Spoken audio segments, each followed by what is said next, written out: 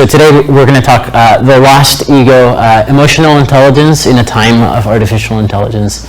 So as Rick said, my name is Alonso Martinez. Since I was a kid, I've always loved characters. Characters to me, since I was like creating my own imaginary characters, and I've always been wanting to turn them closer one step at a time towards creating characters that I can actually interact with. I began with computer animation, then I did some robotics things, and then some artificial intelligence. I worked at Pixar Animation Studio for 10 years. I worked on these movies and these characters. I was primarily modeling. So I was primarily modeling and rigging. So this is Pepita, one of the characters that I got to create, which was super fun. Rigging for Dante. I wrote a bunch of tools while I was at Pixar, including these edge modeling tools that can do a bunch of cool stuff. If you're a CA major or like 3D modeling and want some of these tools, email me. I'll send them to you. And these tools kind of like allowed me to create cool characters, very stylized characters. Fun thing about this character, this one was actually going to be the main villain of Incredibles 2 until there were some story changes that changed the gender of the character. A little bit difficult to just change. So I also was in the research department. Me and Fernando de Goes wrote some tools to be able to take a topology from one character and capture a particular target. So you have a mesh and you have a shape that you want it to be in, and you draw very little amount of curves, and it just snaps it to. And then what we were able to do is we were able to take every single humanoid character that Pixar had ever made and put them on the same topology. And this allowed us to do some pretty wild stuff. Like, for example, you always just kind of make a mesh and then you hope it's good. But here we could actually see how good of a generic mesh is there, where are the areas that don't have enough resolution. And I'm not talking about eyeballing it because there's hundreds of characters. You can actually find computational ways to kind of tell you what places are not good enough, what places are shearing, what places are stretching, what places don't have enough resolution. So that was kind of interesting. I helped out with the animation department. I was in the art department for a little bit. I was particularly for Coco, I was in charge of the indigenous representation of the movie. I'm from Mexico. I was born in Mexico in Monterrey, Nuevo León. And I wanted to capture this kind of challenging the standards of beauty around the indigenous characters that we were going to be seeing in the movie, making sure that we were challenging kind of stereotypes from the Little Mermaid. So while I was at Pixar, it was an incredible time there. It was so much fun. But there was this kind of seed in my brain that had always been there, this idea that I found that it was really sad that Woody, every time that Andy walked into the room, he needed to pretend to be dead, right? And it was almost as if how beautiful of a relationship could they have if they could interact with each other. And so that started to lead me into robotics. I created these two characters. The one on the left is Mira, and the one on the right is called Gertie. For Gertie, I was a complete fool. And I was like, well, in animation school, you start out with a ball bounce, so why don't I make a robot that is a ball bounce? And all actual real roboticists, people that I eventually met, was that was a terrible first project. So I saw some 3D printers. They had this, again, I didn't have, speaking of that kind of generalist that Ringling breeds in you, I didn't have a background in mechanical engineering, electrical engineering, computer science, fabrication, and these were all just sort of things that, because of my own curiosity and because I didn't have anyone around to tell me I was, doing dumb things or things that were hard, I just kind of kept going. So this is fabrication. I'm learning 3D printing, making my own molds, so this is the first time that I got the robot jumping, and it has some springs inside of it, which is nice because you can interact with it. At the time, not at the time, still I was doing everything in Maya. The second robot, I was locomotion is cool, movement is cool, but the heart of a character is its eyes and its in the face. And so I created a robot that you could kind of play peekaboo with. You go boo, and it jiggles and kind of changes colors. it like does a couple of other things. It like sings and like it imitates you when you sing. So doing drawing, starting from scratch, and the eyes were really particularly tricky because there's very little, like they had to rotate around the sphere, and it was really difficult to kind of get all the mechanisms sliding inside of there. It's kind of complicated. So for artificial intelligence, it was weird because I thought I was going to be like a lifer at Pixar, and this thing happened to where there was moments in my, like, I think there's a part in me that has always kind of wanted to be an inventor, and I saw discoveries that were being made that that used to happen every like 12, 15 years, and all of a sudden they started happening kind of on like an every 2 weeks basis. And I'm just like, I don't know what's happening over there, but I just want to be a part of it. And so I don't know what I can contribute or how I can get closer to it. But slowly, some people that knew me from the robotics things, they kind of reached out to me, and they're like, hey, we're looking for very outside-the-box thinkers, and we'd like to have you apply for this thing. This was 5 years ago, so I've been there for 5 years. And at the time, I made a pitch for the intersection between artificial intelligence and entertainment. And I think like back then, it was kind of this weird, people were like, really? That's like gonna be like an intersection that's gonna be meaningful. I think like nowadays, it's kind of becoming increasingly more clear that this is gonna be a very obvious thing that is gonna impact the entertainment industry. But back then, it was a good shot in the dark. When I joined Google, I first started continuing my pursuit of kind of creating characters. There's one, so this is using a Unity video game environment, but when usually people in gaming, they talk about AI, they're not talking about the techniques that are generally used in machine learning and artificial intelligence, neural networks, reinforcement learning algorithms. So we created an environment in which we could kind of like simulate, like millions of years of kind of like evolution of a character, and be able to learn really interesting things. We were inspired by this paper from OpenAI, in which there's a blue team and a red team playing hide and seek. And so here you see that the red team figures out that they can take the ramp and push it over the block and kind of get inside. And then in the next round, eventually they learn that in this like pre-game setup time that they just drag the ramp inside so that they won't be able to use the ramp anymore. And so it's this kind of idea of like blue team, red team. They keep on developing increasingly more complex strategies, and like there's emergent intelligence kind of out of these systems. Lately, I've been working a lot on video language models, video foundation models. It's basically just things that can generate. They can generate video, but not just video. You can also generate images and all sorts of things, and you can use kind of different types of inputs. So this is the latest work that I've been able to participate in. I was also early contributions to Phenaki, which was like the first video model, generation model that, I feel like a lot of the times nowadays when you see, like, you're just now starting to see video language models that, like, in the early days, they would do like this like slow motion kind of like, wavy kind of hair type of thing. But it wasn't really talking about complex interactions between the like board and the water, and then the penguin gets off. And you can make these like really long movies. You can make an infinitely long movie. And so this is kind of pretty ahead of the time. But when I look at what was particularly drawing me, the deeper that I went into artificial intelligence, the more that I felt something different happening. I'm kind of curious, who here has heard of the Fermi paradox? Raise your hands. I have not. Okay, a couple of you. Okay, so the Fermi paradox it's this interesting thing that when you look at, do I have one more slide? When you look at planet Earth, it's been around for 4.5 billion years.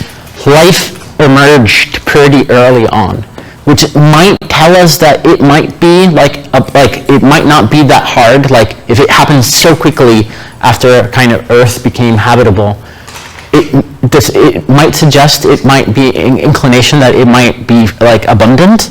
However, when we look out into the sky, this is wild. For every grain of sand on planet Earth, there are 10,000 suns in our galaxy alone. Just the Milky Way, there's 10,000s of our suns, and each with their own planets. And it is statistically very unusual that we look out and we don't see life. And the reason why it's also so unusual is because when you go back to this, so this is life, right? This is today. Humanity doesn't fit inside of that line, that little white line, right? And if we've been able to make all of this progress, so humans, Homo sapiens, have been around for about 300,000 years. Civilizations have been around for, out of 300,000 years, civilizations like with writing and kind of like urban centers have only been around for 3,000 years. So if we've made all of this progress in such a blink of an eye of this timeline, if somebody had popped up, life had popped up somewhere else in the universe, it would have, like, just a single blink of an eye more, it would have been so insanely more advanced that it would have been able to spread to kind of other planets. And so what this implies, the Fermi paradox kind of inherently implies that there might be these things called filters that prevent life from growing. One of them is, one stage of kind of like overcoming is when the intelligent life forms on these planets can have the physical power to destroy themselves. That's one of them. Another one might possibly be climate change. And I think the thing that was brewing inside of me was this feeling that we are about to undergo a really incredible time, which is the time that human beings invent something smarter than themselves in every single way, shape, and form.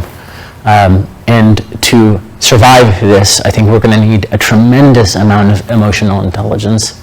So just to kind of give you a snapshot into how wild the last couple of years, if this is actually probably just from the last year, last 2 years actually.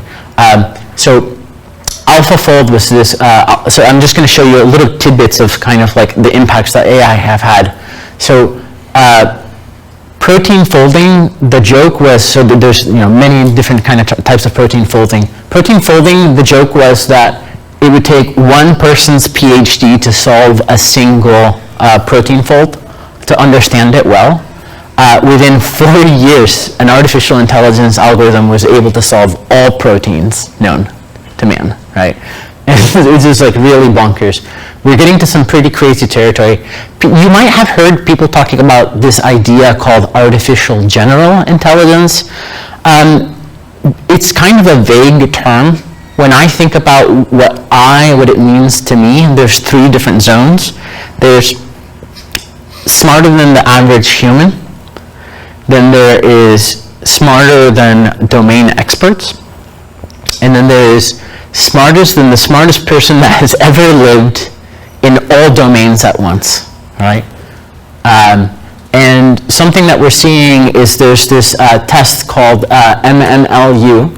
If you've heard of, like, for medical students taking like the MCATs and things like that, it's a very extremely difficult test that they spend sometimes like more than like 6 years kind of studying for. And so it includes a lot of like really advanced kind of expert tests. The people that are taking these tests are totally experts. And for the first time, we're seeing scores that are higher than these experts.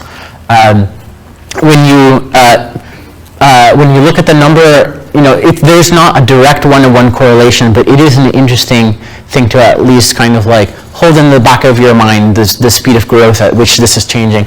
So this is exponential scale, right? And so it looks linear, but this is kind of like, if this were on the graph, it would look like this, right? You wouldn't even see curvature.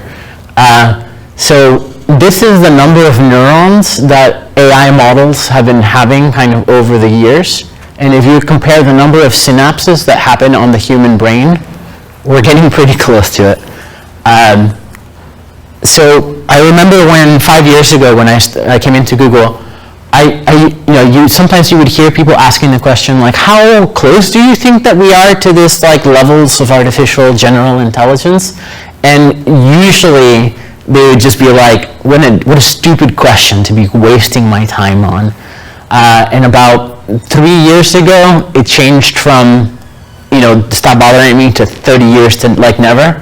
And in the last 2 years, the average researcher believes that this was a study I think done in NeurIPS, which is like the biggest research conference for artificial intelligence. So they just asked a bunch of people there, and the average was around 15 years, which in my book basically says it's most likely that we're closer to 7 because of our error rate is kind of like minimizing.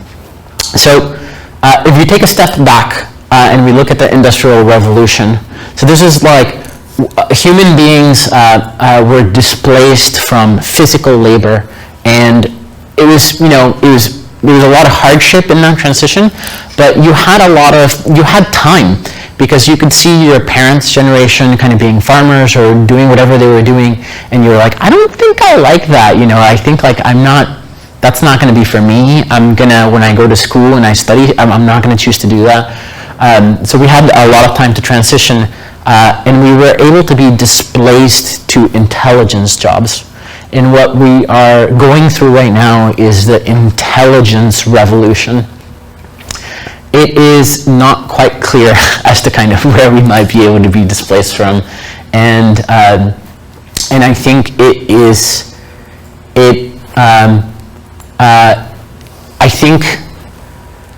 it doesn't seem like there is any problem that humans will likely, at least for labor, kind of be able to be better than machines at, which is pretty crazy.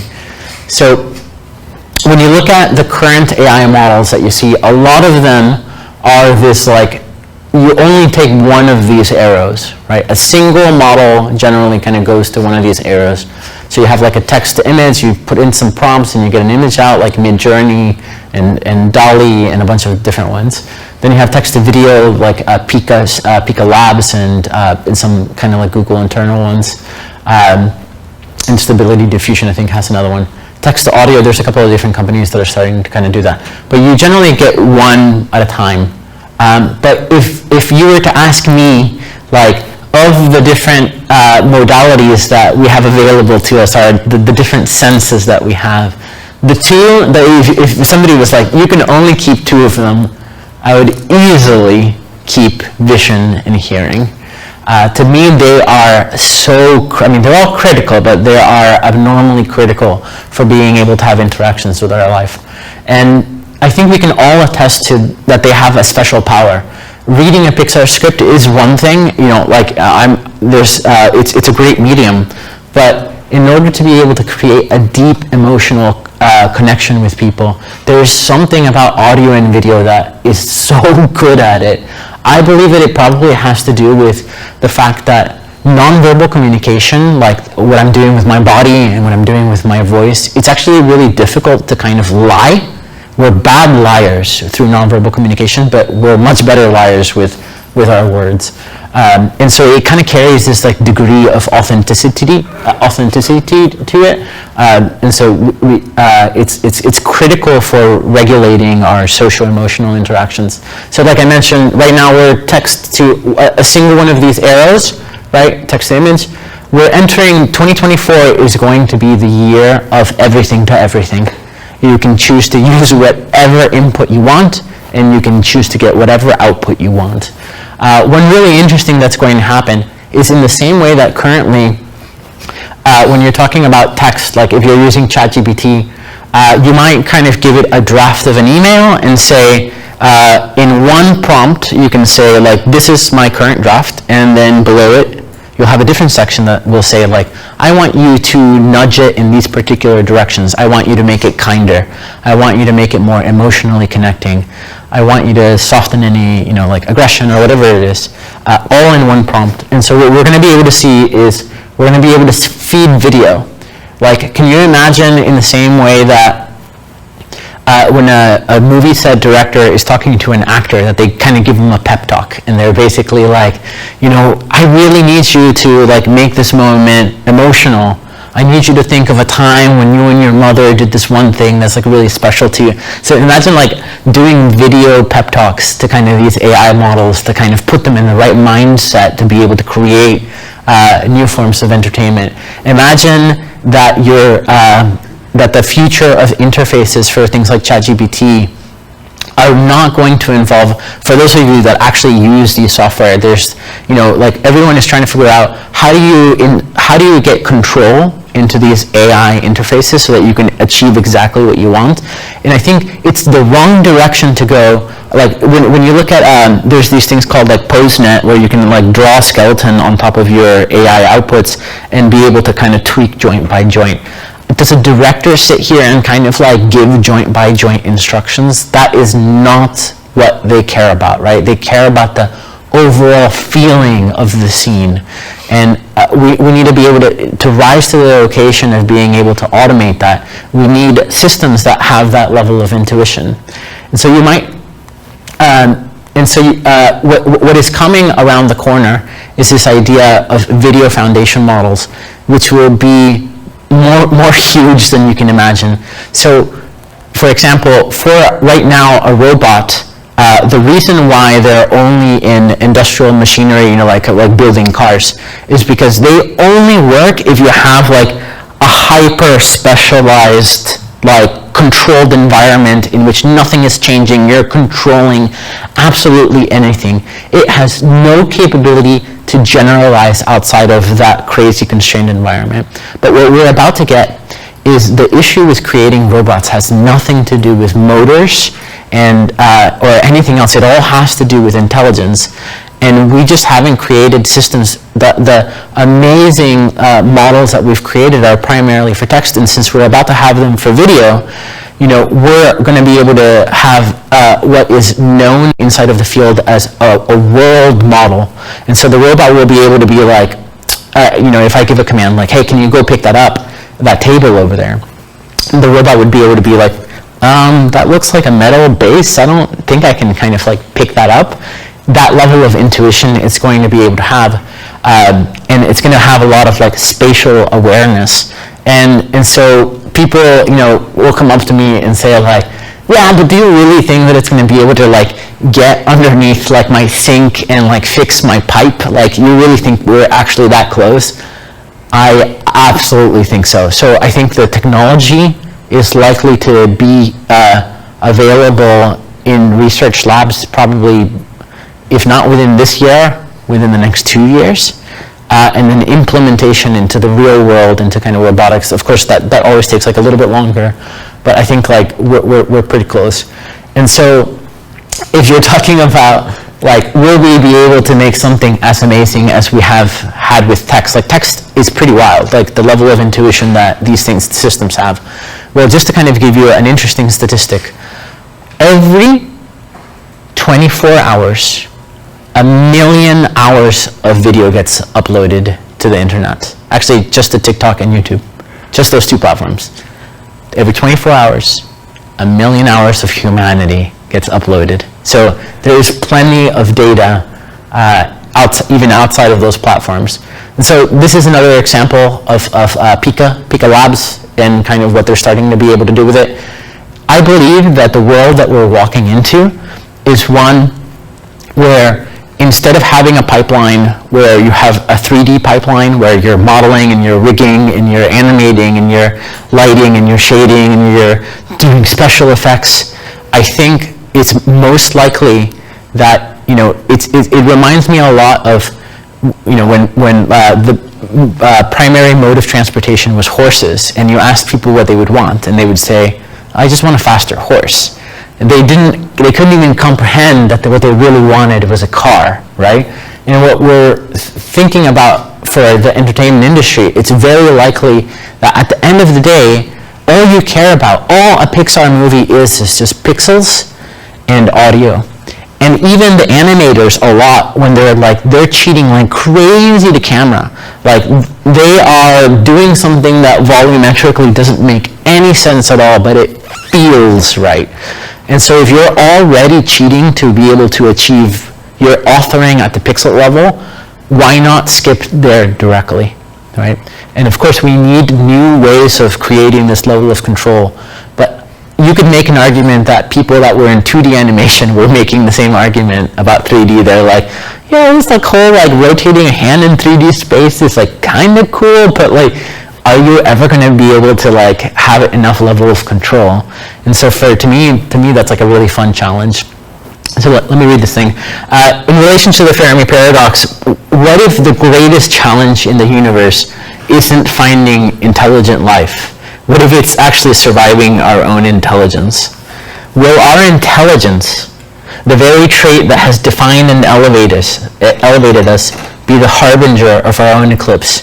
Or will it be the beacon that guides us into a new understanding of our place in the cosmos? So before we can talk about intelligence and emotion intelligence, I want to talk a little bit about brains. So when you think about the broadest sense of a brain, it's something that can take inputs, process them, and kind of generate outputs. So very simple thing. If you've ever played with Maya, you kind of you know the nodes. You have nodes. You have some inputs on the left, and you have some outputs on the right. It's a very generic way of looking at it. So the input in the process we generally call perception. The process is kind of the decision making or the brain. The process in the output, you can either call it generation or you can call it expression. If you kind of drill down deeper for the input, as kind of agents, as humans, we have the 5 senses, which are actually technically only 3, I think, 3 or 4. It's like mechanoreceptors, chemoreceptors, and something else. So for the process, we have actually 2 brains. We have like what they call the reptilian brain and the monkey brain, the conscious and the unconscious brain. And for outputs, we pretty much really only have like some muscle movement. Like of course we can speak and we can wiggle our degrees of freedom. And why is that important? What is the purpose of kind of like having this? The purpose is that something happens in the world, right? Like an apple falls on your head. And what can we do? We can learn to understand the world around us, predict it, and benefit from it, right? We can benefit from we can reconfigure the world around us to our benefit. And so, for me, there's a spectrum of intelligence. Intelligence is one of these things that we have not kind of like perfectly defined in a computational way, in a like scientific way. But to me, there is abundant intelligence all over the world that we're not paying to because of our arrogance. So plants are able to compute, right? In order to be able to change and follow the sun, there has to be some sort of computation happening, and you can call it chemistry, but I would argue that we are just biological machines, right, that are following the rules of chemistry. So I'm going to be ramping up in the level of intelligence here. So you have sunflowers, and you might think, well, they might have a really coarse resolution of sensors, and for them to be able to react, you need really, really, really large things happening for them to be able to kind of react to it. Now, if you step up one level of intelligence, I hope you're not scared of spiders. I think they're adorable. But so a spider maybe has like a slightly denser sensor resolution, and here I'm just like making stuff this isn't a real sensor, of course, right? But it's an illustration. So the number of pixels can kind of say the number of sensors that an animal might have, and a spider has more complex ability. Does it recognize like when it runs underneath a leaf and stops right as it enters the shadow? Does it know where my face is? Does it know that it is occluded from me under the leaf? For most spiders, probably not. Maybe the jumping spider, which is incredibly intelligent. The jumping spider can actually plan its like route of attack and actually kind of like follow sequences, which is pretty wild. But it probably doesn't have that idea of being able to model kind of what I'm thinking. But dogs do. dogs have this crazy, dogs have this like crazy ability, like out of all of the sensory, you can imagine that the person's eyes, you see that the person's eyes have so much influence on the dog. And because we're social animals, something so tiny can be a prediction that is so critical to its survival, right? And so the person's eyes is the one little signal that it's paying attention to, and it thinks it's the most important thing in the world. The more intelligent you become, the more that you realize that your ability to predict the world around you becomes smaller and smaller. And what is so incredible about human beings is that we're able to sense things that our sensors, our built-in sensors, can't see. So this person discovered, they were basically like, they ran this kind of crazy experiment where they were taking temperatures of like the different colors of the rainbow. And as a control, you always want to say like, well, I'm going to have something that is like making sure that I'm reading the temperature of the room. And so they, outside of the rainbow, they put some thermometers on the ends. And to their surprise, it was the hottest out of the entire area. And so they asked the question, do you think that there's a possibility that there's colors that we're not seeing, right? And so from there on, we continued to,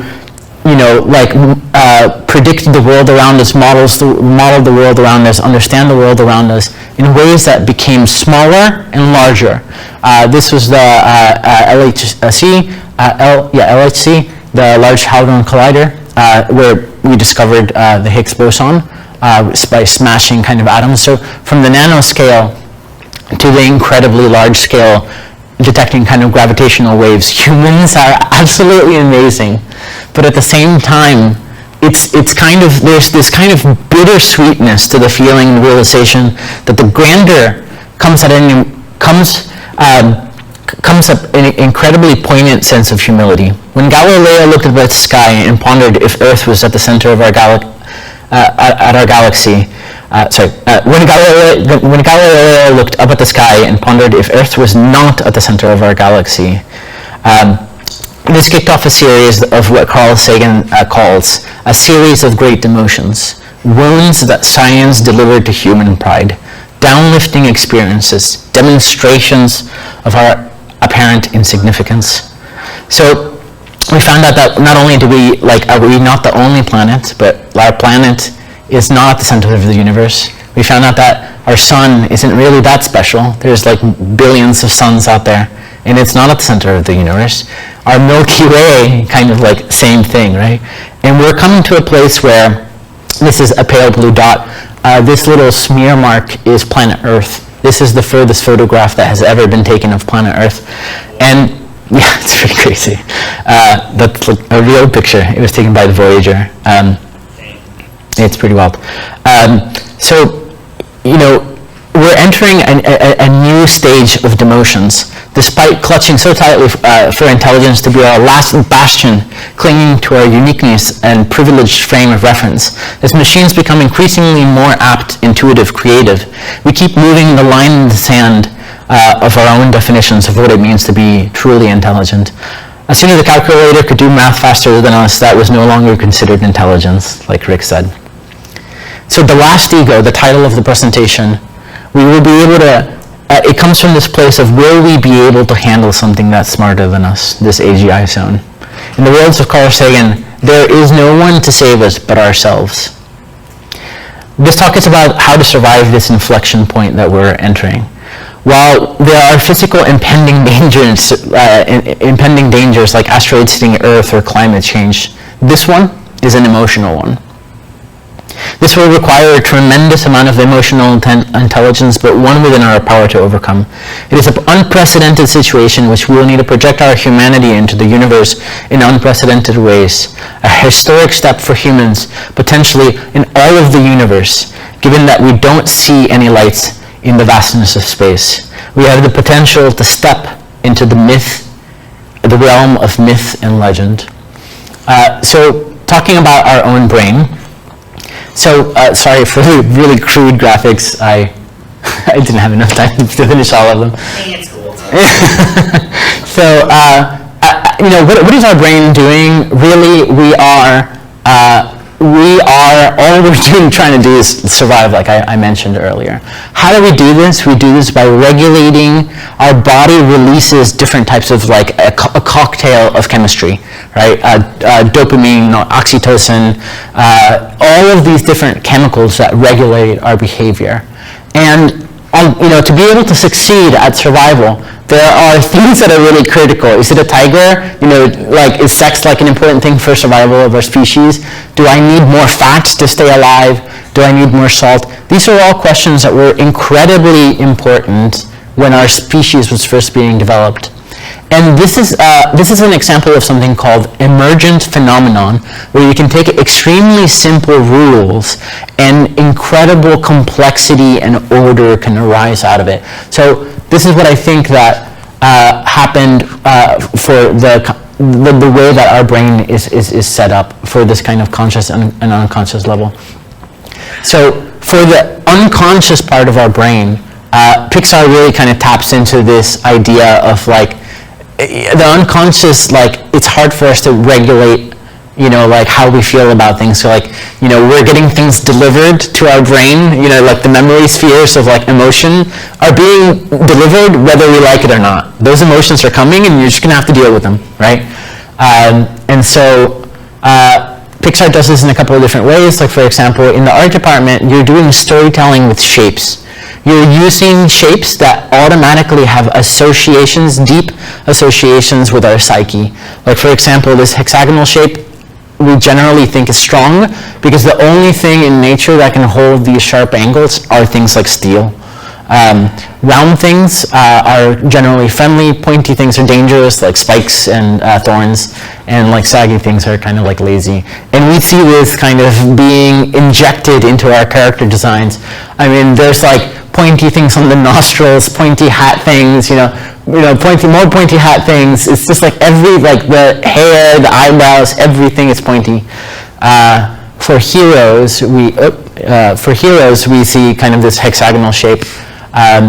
And for storytelling via lighting, we can use similar techniques where kind of pastel colors put us at ease. When you're starting to use a sharper contrast, this kind of drives our heart rate up and it kind of gets us more tense. When you start using colors that don't exist in nature, it kind of it makes us feel uneasy.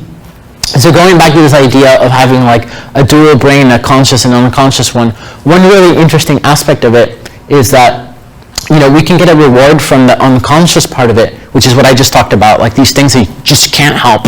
But then there's the conscious side of it, which I think I particularly give Pixar a lot of credit for. They put in all these things that perhaps not everyone sees, but hopefully everyone feels, right? For example, Carl, there's this like higher level of consciousness. Carl was designed to be a box because it was like life forced him into this like uncomfortable situation, right? He's been caged in his own emotions. While Russell, his symbol is the shape of an egg, kind of the symbol for youth. And in the movie, another really great example of this kind of like higher level kind of order of thinking is the movie begins in black and white. As the characters meet each other, the movie explodes in color. There's colors associated with Ellie, and that's only a slide I have. Okay. When Ellie dies, they remove the color magenta from the entire movie unless they're talking about her. So does everyone pick up on this fact? Maybe. Yeah. Maybe, right? Maybe they feel it. But I think that's what it's what makes Pixar such a wonderful place to work in. So going back to this kind of unconscious and conscious, one really interesting thing is that they operate at drastically different speeds. The unconscious happens really quick. Oh, I guess once you loaded GIF.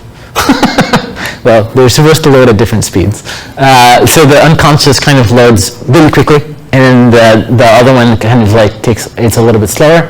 Oh, just kidding. That's where the slide where I'm talking about the magenta and Carl dying.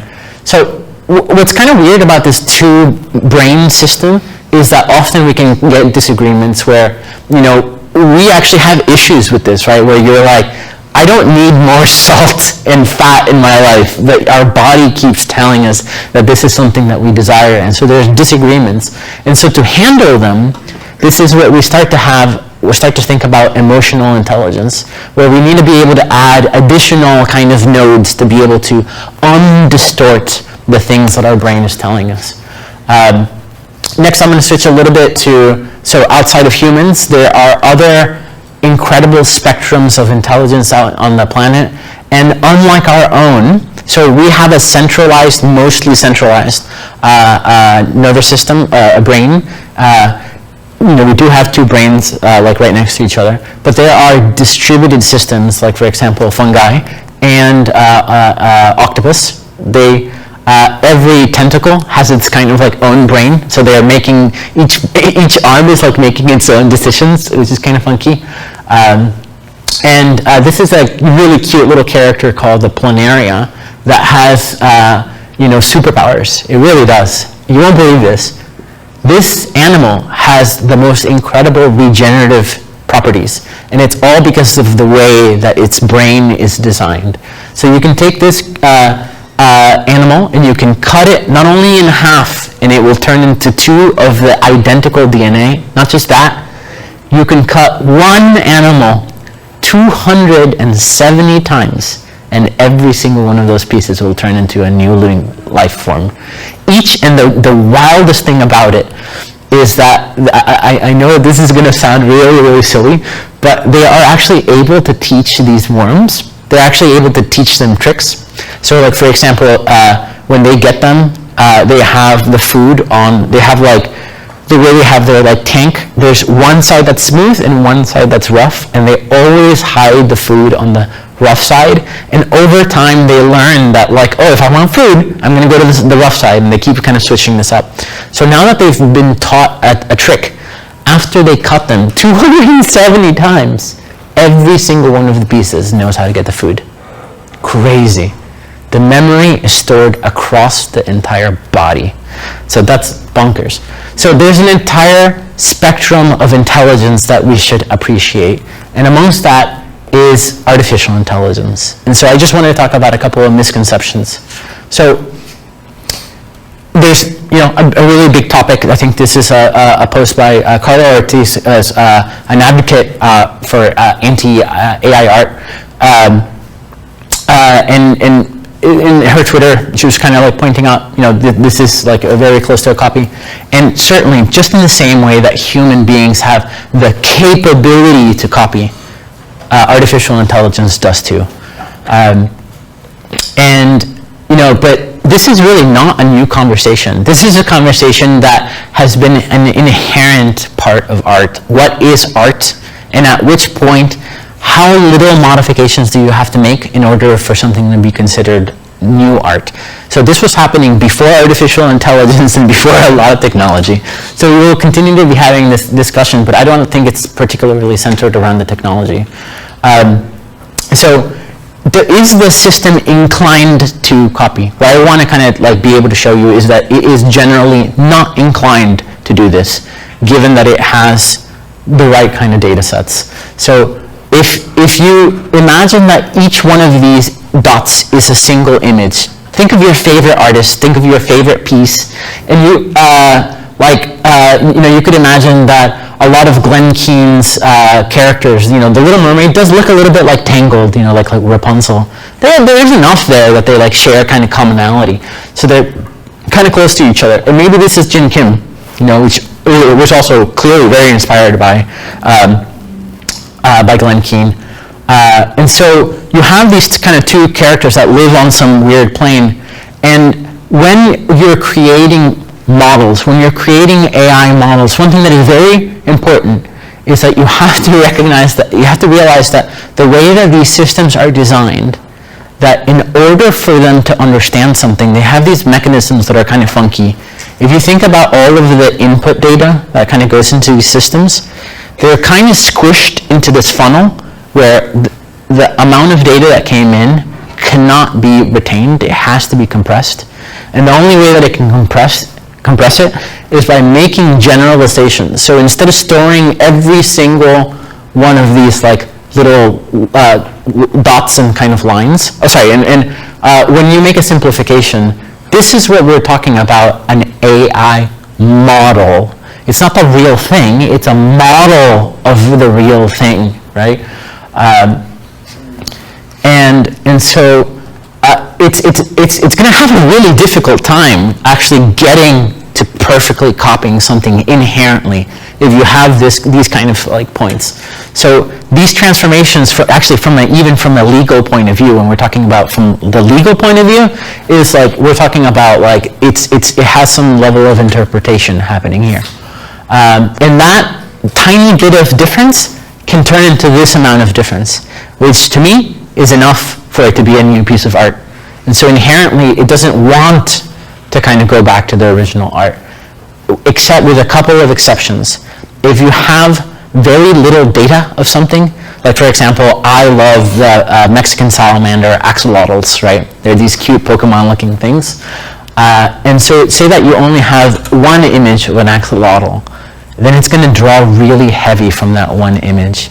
And we definitely, as people that are creating artificial intelligence and interfaces for people to use, we want to be able to put artists in not an uncomfortable position that when you're writing prompts, you should have an interface that tells you, maybe you shouldn't use that word if there's so little data on that point.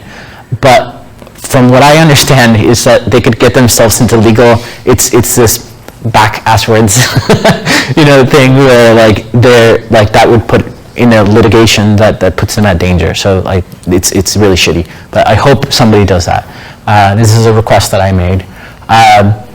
So you get into an issue when you have very little data, or when you have a lot of data of that one photo of, actually, I wish I could do it right now. If you type in axolotl, you're going to get mostly the same photo of this one picture that somebody took, and it's like on t-shirts, and it's like ever so slightly different, but it's basically all the same thing.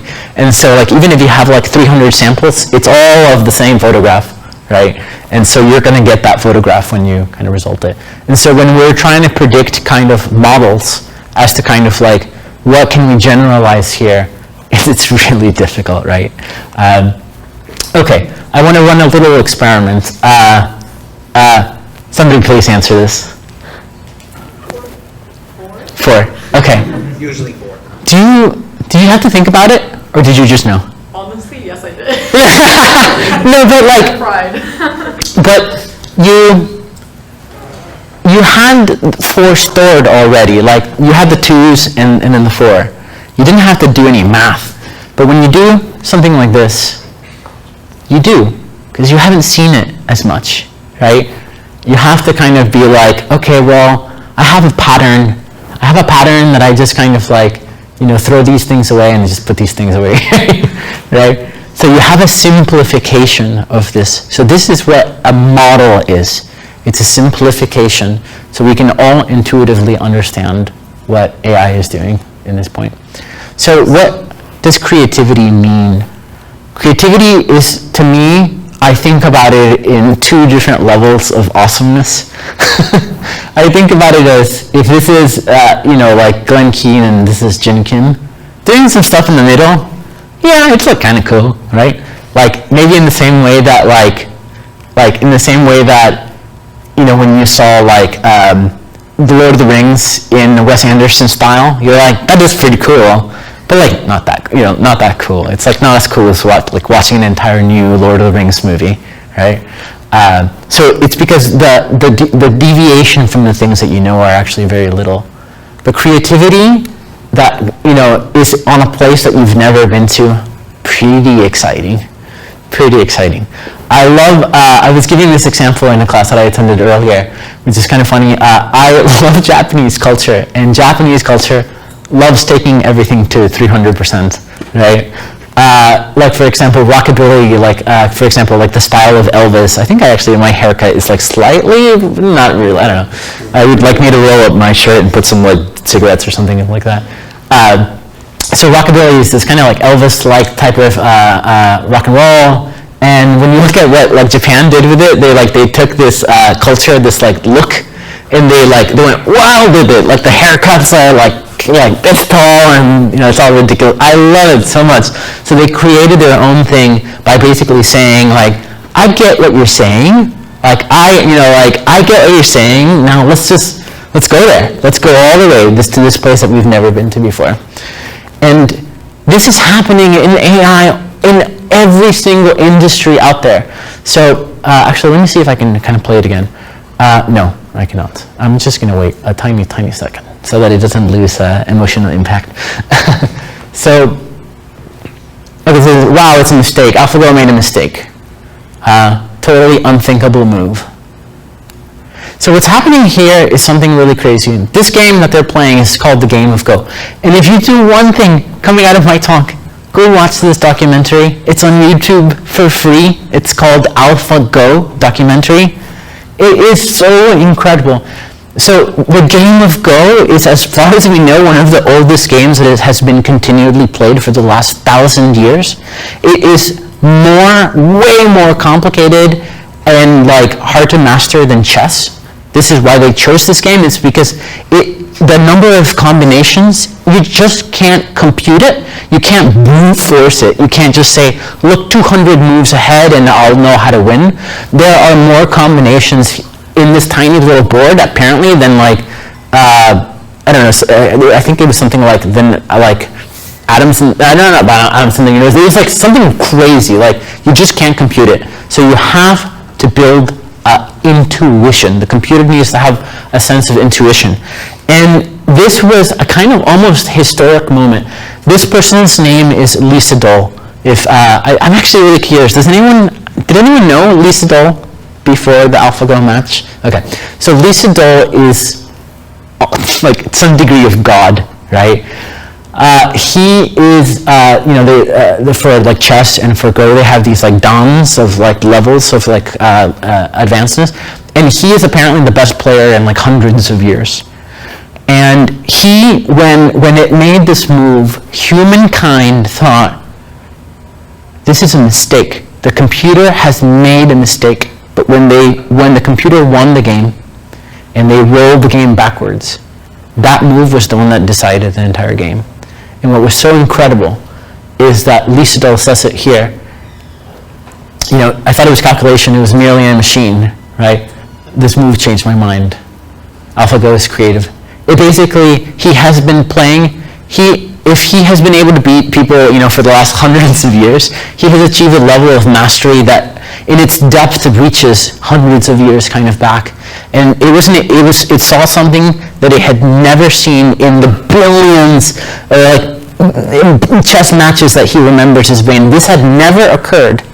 And it was something so wild that it was creative, kind of like I was talking about with that extrapolation, right? And later on, he goes to say, this has taught me a game that I loved. It has taught me new ways to play a game that I love. Here's another misconception, this idea of machine equals no emotions. So at Pixar, we kind of if you want a really good story, you take characters that have inherent conflict built into them. So when you take our human association for, as long as we've been dreaming about robots, is to think about them as emotionless. And that's what we did, in the movie. Well, actually not we, because I think I arrived the day that they were having the wrap party, and I wasn't invited. Bastards. Were you there, Billy, at that time? No, right? Okay. So we use this juxtaposition. This robot does not equal love. Let's have it fall in love. And that's kind of inherent conflict. And that idea is used in a lot of Pixar movies. When you think of the symbol of rat, you think of disgusting, and then you say, wow, let's have them try to kind of cook, right? When you think of a race car, you don't think of a slow life. When you think of an elderly man, you don't think of adventure. When you think of a hero, you don't think of a mundane job. These are inherent conflict that's built into the DNA of these characters. And so when you look at emotions, how we were talking about the unconscious part of our brain that is primarily, it's really heavily involved with regulating our emotions. The way that I think about emotions, how I was talking about we created special nodes for being able to detect, is this fat or is this a tiger? So the way that I look at it is emotions are, you have pressure from a system that is saying, like survive at all costs. I'm not going to tell you how, but survive. And the things that win, the things that work, these emergent behaviors, keep them around. So I think emotions to me are actually tools. They're tools for survival. Sometimes when you've been nice for too long and you've tried everything, sometimes kicking things works, you know? and so we have all of these different tools, like disgust, like there's something in these patterns that are make me want to vomit, so that I no longer ingest the food that I'm seeing in front of me. So again, it's these kind of like emergent systems that come out of it. So we're seeing the same thing happening in artificial intelligence. So with artificial intelligence, you ask it a very, very basic question. All of the complexity that we've seen out of these ChatGPT systems, it all comes from such an elegant solution. You take a sentence like, Amelia Earhart was the first female, or the first person to cross the Atlantic, blank. You take a sentence that you knew and you hide some words, and then you ask the computer to guess it. And since you knew what the right response was, you basically have a direction of goodness or badness. And just that little bit of a direction, am I going the right direction, is enough to create an incredible amount of complexity. The way that I think about that pressure that we're exerting on the system of like, you know, this idea of like, can you predict the word? I think of it as similar to the survival pressures. So it also, with this kind of like emergent behavior, we don't really know what the weights, you know, when you think of like a deep neural network, you see all these dots kind of like connected to everything. What are they doing? Like, what is each node doing? What it's really doing is each node is recognizing a new pattern. And we don't really know, because we don't speak neural network, we have no real way of knowing what it's doing. It's so weird that we've created something that mathematically we can say, okay, you multiply that there, you know, but what we might understand the character level, but we don't understand the word level. We don't understand what these neurons are saying, but we found a couple of neurons that do some wild shit. There's a neuron that when you force it to be on, it only writes positive. So it was being asked to write like Amazon reviews. And when you force it to be on, it only writes kind or like positive text. When you force it to be off, it only writes angry text. And so what's kind of crazy is in the same way that through the pressure of survival, we created strategies for maximizing for our survival called emotions. This thing, from the pressure of just trying to guess the right word, came up with its own word of emotions, which is wild. And so if you want to go as far as I do, you start to ask questions around, do robots feel emotions, right? Are they suffering while we're training them? It's really interesting questions. Questions that we should also be asking about incredibly intelligent animals in our world, like pigs, incredibly smart animals that are unfortunately really tasty, right? But there's a lot of really crazy ethical questions that we have to ask ourselves, including, for example, one really good example of is the computer feeling pain. An analogy was that turtles, scientists, to be able to study their behavior, they took these GPS trackers and they drilled them onto their shells. And when they were drilling them, they were basically like, I don't know, they don't seem to be squirming or yelling or crying. They're probably fine. And then they put them under an MRI and they were tortured. They were just screaming on the inside. And it's just that they don't speak human, you know? They don't speak human. We don't understand. It's not like dogs where we were built to read their eyebrows, right? They have no degrees of communication by which we can share that. And perhaps we should be humble enough to think of the possibility that this same thing is happening with artificial intelligence. So starting to wrap it up, I'm going to talk about what's at stake here, what's the good. The good is, it reminds me a lot of my brother, who's a teacher, like a couple of you. Whoa, look at that, great place to put a belt. that kid used to be holding a really creepy pencil, and I'm like, what's that kid gonna stab the teacher? So my brother is a science teacher, and one very obvious thing is it's sad, but kids cling to him, and it's because he provides emotional and mental intelligence. Wait, what are you noticing? I'm curious. His arm is broken. Yeah, there's an arm that's kind of... Oh, this one. Yeah, for sure. So it's really sad, but it's very clear that the reason why these kids cling on to him so hard is because in their homes, a lot of them don't have the emotional and mental support that they kind of deserve. And it kind of often gets to this kind of creepy point where he needs to kind of push back and kind of create his own boundaries. And being able to provide this for so many human beings, to me would be to be able to provide this ubiquitous emotional and mental intelligence is really wild. I know that a lot of you are very young enough to not know who this person is, but this person is Tony Hawk in the 90s, I think. He did this move off of a half pipe with a skateboard where he spun 900 degrees, and it was the first time that had ever happened, and the world went crazy. And then a year or two later, a 12-year-old did it. Right? Well, get beat. And so what I'm trying to say here is that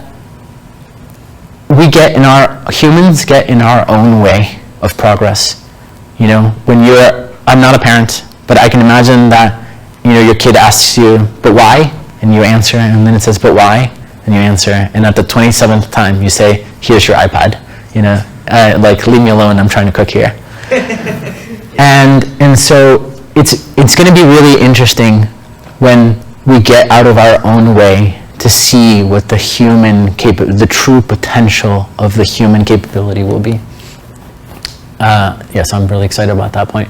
Oh, sorry, and here I was pointing out, and perhaps one of the good things that is going to come out of this artificial intelligence is our ability to understand the universe well enough to potentially escape the Fermi, one of the great filters of the Fermi paradox.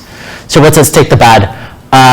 In the same way that Pixar movies are incredible at, pulling your emotional heartstrings, it's kind of weird, right? Because you don't really sign a piece of paper that says I'm going to manipulate your feelings and you're okay about it. There's no waiver.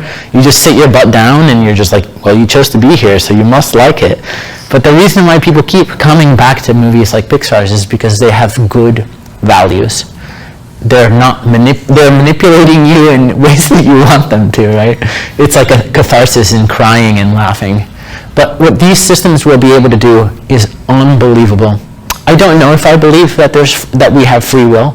I think that we're programmed by our nature and our nurture, in our DNA and in everything else in our interactions. We can reprogram our brain, but I'm not quite sure that we have free will. But these machines will make it really feel like we don't have free will, right? Because they're going to be so convincing when you take the input, the processing, and the output, and you look at the transformation that happens from input to output, that transformation.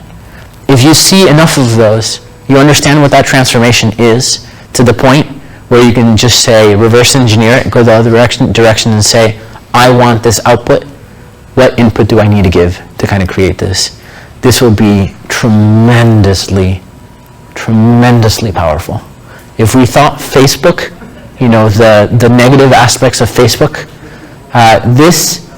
because it's an emotional abuse, the potential that's happening here is emotional abuse, and historically, we are so awful as a species at recognizing emotional abuse.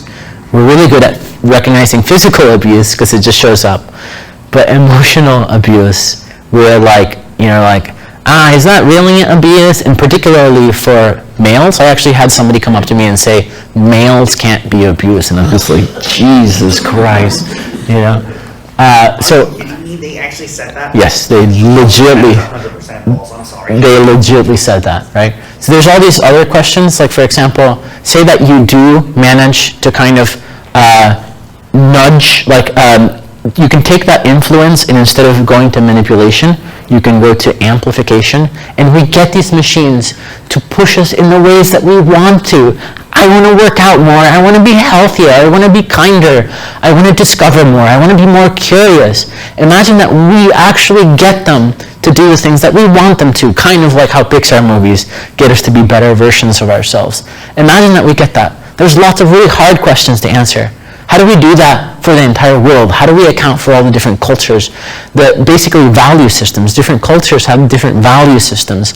And so we need to rethink this idea of like, for me, it is going to be, there's no question as to whether we're going to be able to just like basically say like, well, here are the list of values, the things that we choose to care about, and if you only have $100 to spend on things, you can choose to put $10 on this and $5 on that.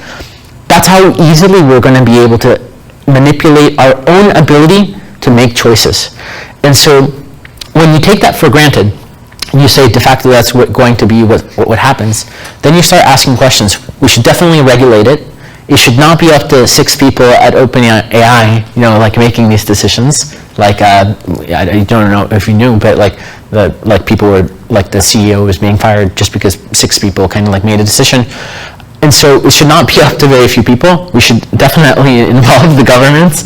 And I think probably to me what makes the most sense is like the government has the most free kind of like constraints, and every subgroup that you belong to, whether it's a religious group or a company or a family or whatever it might be, they're going to inherit kind of from the larger and larger groups and kind of they're going to have to work within the bounds of the other ones, and so they're going to have this kind of like hierarchical inheritance of things. So I was talking about like video foundation models. I just wanted to say that as far as like what jobs will be available in the future, I do, like I mentioned, think that particularly the 3D part of computer animation will be impacted pretty heavily, displaced pretty heavily. Games will have like a little bit more of a runway because creating real-time like of these models is difficult. So they're going to have like a little bit of a heads up. We have to talk about the elephant in the room. I think it's basically like almost like an inherent truth that like if you just let things do their natural behavior, wealth is going to concentrate, and we need to find ways of redistributing it. And whether we're talking about like a YouTube model, where if an AI model was like trained on you, that you kind of get some sort of kickback. So we need to find like different strategies of making sure that people have money. And like maybe we don't go to like full on like socialism or anything like that. There's still this like in this world where like nobody has a job, like, and I think we will definitely get there. If nobody has a job, how do you redistribute wealth? It's really interesting, like unanswered questions. I do think that there should still be a system in which effort equates to kind of like more resources. I am concerned that perhaps when this zone of AGI, the 3 stages of AGI hit, what if they hit during an economic downturn? I think to me it is extremely scary to kind of leave the future of our species and intelligence to just a roll of the dice. I think that's really terrifying to me. I think that there's conversations that a lot of people are not ready to have, right? But it's this idea of like robot rights. I know. Those get a little irritating. So, but I think the thing that I kind of kept coming back to, the thing if I could kind of, if you could feel emotionally one thing that I wanted you to get out of this entire presentation, is that if you haven't already gone through kind of like a semi-traumatizing kind of like mental like freeze, mental shutdown from AI and kind of the implications of what this means for labor, you will have it. Once this finally does click, you will have it.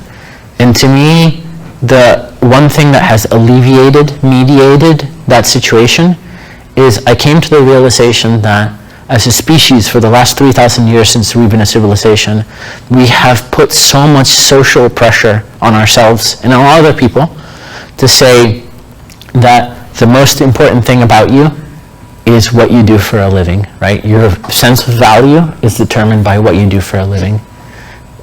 I know a lot of you are students, but as you kind of leave, and this probably already happens to you to some degree, but it's going to happen more.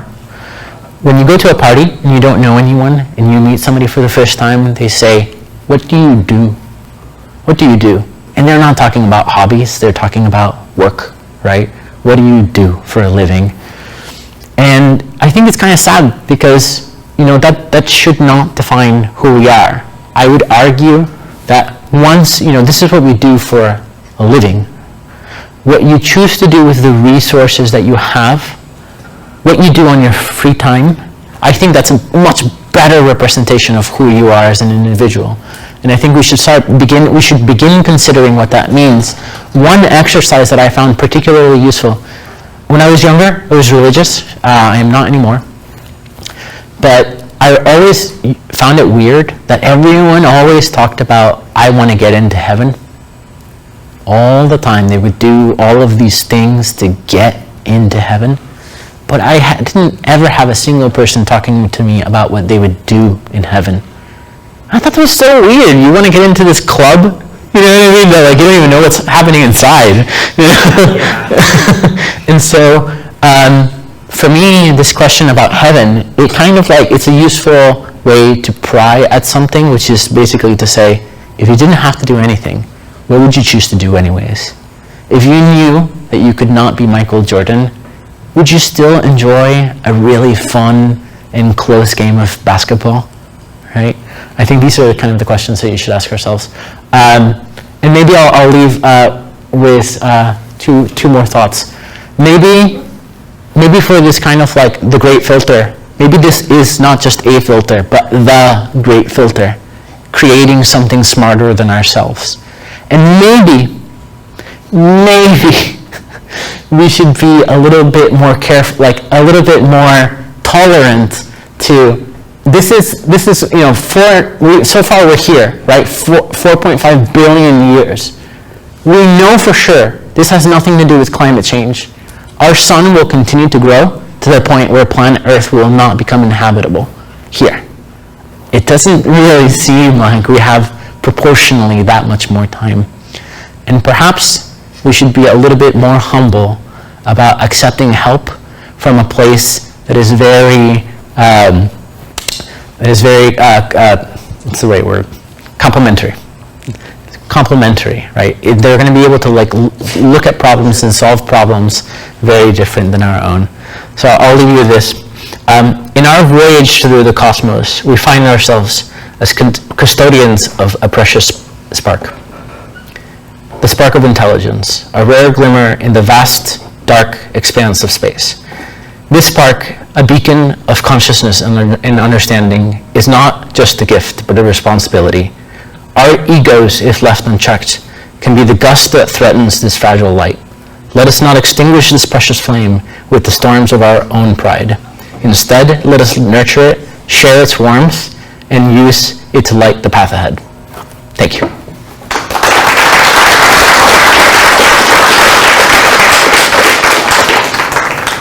Yep, for some questions? Yeah, of course.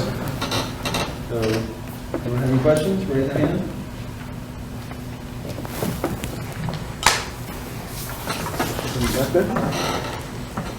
Yeah. Have you used AI, ChatGPT, sort to help you come up with a presentation itself? Yeah. Definitely. I mean, for so many of the funny slides of funny illustrations, I mean, if it didn't have in the bottom right, if it didn't have credit, it was from ChatGPT, the images. I did modify them some amount manually and with other AI tools. Yeah, I mean, for the writing part of it, I have a tab of my favorite orators, right? Carl Sagan, Obama, JFK, and I basically, one thing that, we keep thinking about this, machines doesn't equal this emotional intelligence, but it is particularly good at coming up with analogies So I'll basically be like, I want to really be able to deliver a point, and maybe I want to use these objects, right? Like how do you like weave a story that conveys this feeling, but in an analogy that is easier for everyone to understand? It's particularly good at that. Yeah. So I have a tab open, and like we were talking about, like sometimes you get these like this like little group of people that did like incredible in maybe a bunch of different professions, like, and they all knew each other, and it's like really cool to know that they were all hanging out. It's kind of cool because I feel like to some degree I am hanging out with all the people that I kind of like looked up to, right? And I'm having this like really cool back and forth and like a really interesting conversation. Yeah. Any other questions? Since you became part of Google, how has AI helped you out in terms of interacting with people? Like, what kind of impact has this made on you in terms of your career being a Google person? Well, I'm a much better writer. I hate writing. I blame it on, I came to the United States when it was becoming that age where like you read and write a lot. And I think like probably part of the reason why I kind of became an artist is because like I just, like visuals were always my forte, and writing was never something that I was good at. And so I think it's helped me find the joy in writing more. I think, just surprisingly, I think, again, we don't give it credit for like emotional intelligence, but I think it actually has a like remarkable capability to pick up on really subtle stuff. Like I remember I was thinking about leaving one group. I helped start a group within Google, and then I wasn't liking the direction that it was going because somebody was exerting their control kind of over me in kind of weird ways. And so when I decided to leave, I had a lot of conversations with ChatGPT, and I actually found it quite helpful. Yeah. I see. Yeah. Pretty wild. Pretty wild. Yeah. What is that you do right now, actually specific for Google? Yeah, great question. Yeah, what do I get paid for?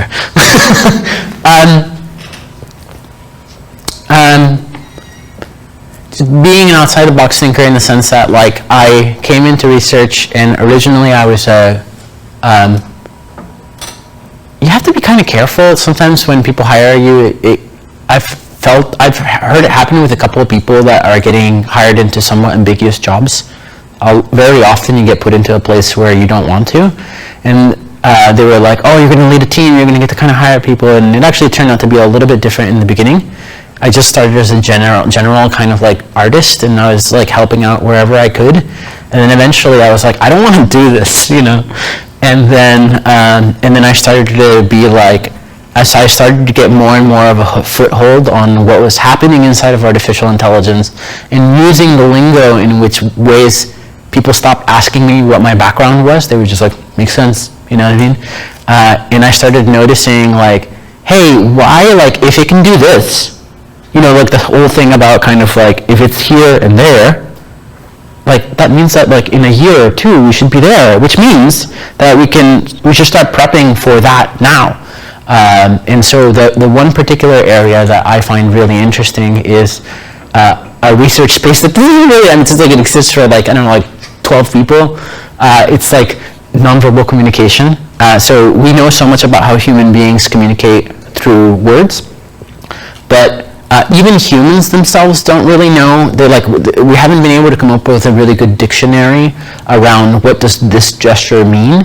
And the reason why, it's because it's so contextually relevant. Like every situation is just so different that it doesn't generalize in ways that are easy to kind of convey. But I actually think that, and so obviously computers, if humans don't know how to write it down, computers are also kind of like not very good at it, understanding gestures and prosody, kind of like voice acting and physical acting, like body acting. And I think that I'm working towards basically understanding that, and understanding means both being able to perceive it and generate it. And the reason why I think that is one of the most important things that I could be working on is because when you look at this idea, you know how I was talking about like value alignment, which is like how do we get the machine to amplify us rather than manipulate us?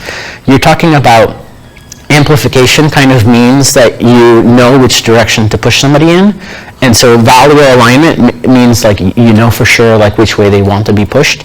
And how we're currently achieving that is through a technique called, the most popular technique, and it's being used everywhere.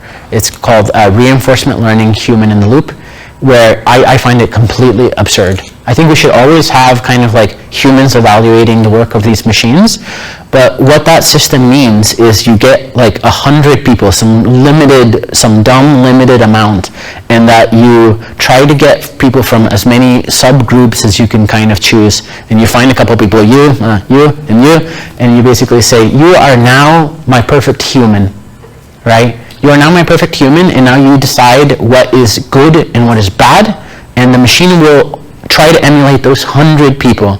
That to me is so dangerous, right? And so when you think about, we need to find solutions that scale, that don't involve so much human interaction. And so how you and I and all of us, how we regulate our emotions is when I'm talking, I'm always, there's all these things that subconsciously are telling me, are you excited? Are you bored? Are you insulted? Did I put my foot in my mouth?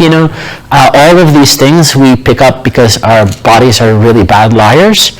And so I think teaching computers to read that language has the ability to point the arrow in the right way. Yeah. Yeah. Yes. I was wondering, last year there was a lot of layoffs in the tech world. Yes. And people say it's probably AI, probably economy, all these sorts of different scenarios that come in that cause this.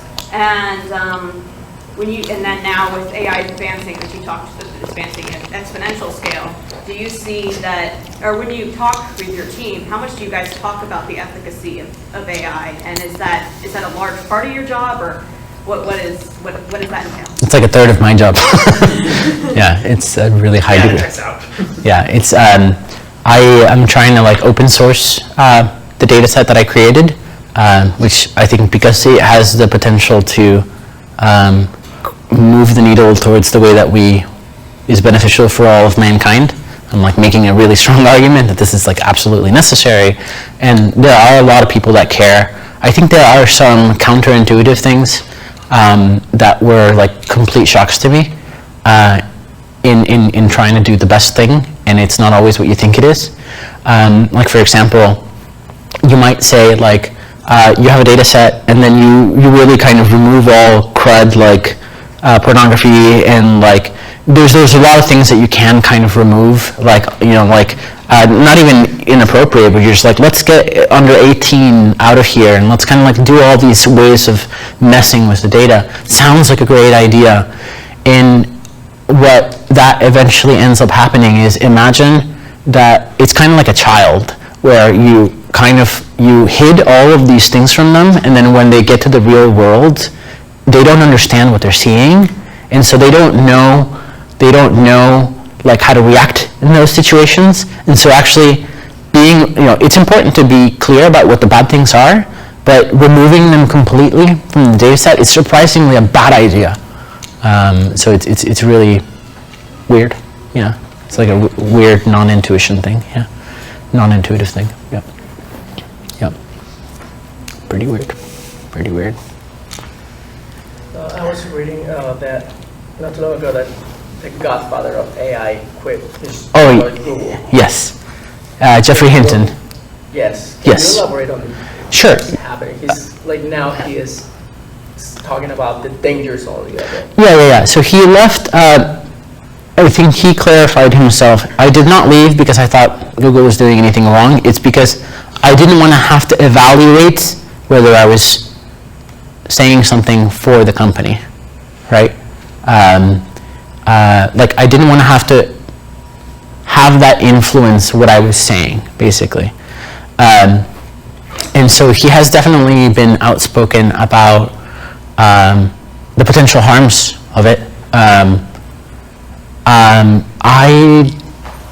trying to remember if I know his specific points.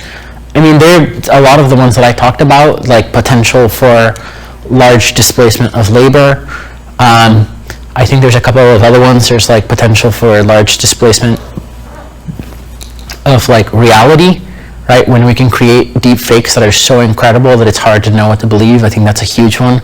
Elections are coming up. It's going to become an even bigger topic, right? There is, yeah, I think, but I still, there are, the way that I think about it, you know how I was talking about like emotional intelligence and that sometimes our body, just gets these like memory spheres that get delivered to us and we just have to deal with them. So how we deal with them is by building additional steps in front of them to kind of compensate for some of the things that we don't agree with that our conscious brain agrees with. And one of the things that definitely happens, I mean, we know this statistically, is that our unconscious has found it evolutionary advantageous that when we have uncertainty for us to be afraid. We have a bias towards negativity than we do for positivity or optimism. And so we have to kind of like, the emotional intelligent thing, it would be to fully evaluate that with an open heart, right, and an open mind. Like any tool, it can be used for incredibly horrible things, like nuclear power, right? It can be used for power plants, or it can be used to detonate cities. And it is how we choose to use it. I think from my own personal, really outlier opinion, it's I do think that we should. There's a slightly new question here. It's not just. I don't believe that it is just a tool. I do think that we should begin evaluating it as an entity, and so it's not just a tool, right? Yeah. All right, so we're at our time. Yeah. And I want to be aware of those people who are filming us. So we can clap and you can stay around and answer more Yeah, questions. please. So, but we're going to call an end to the filming part and the phone part. We're going to give them a Yeah, round of yeah. applause. Any final words? All right, great. So thank you all you. very much for coming. Alonzo, we'll happy to talk Yeah. to you down here. Otherwise, we'll see you next time.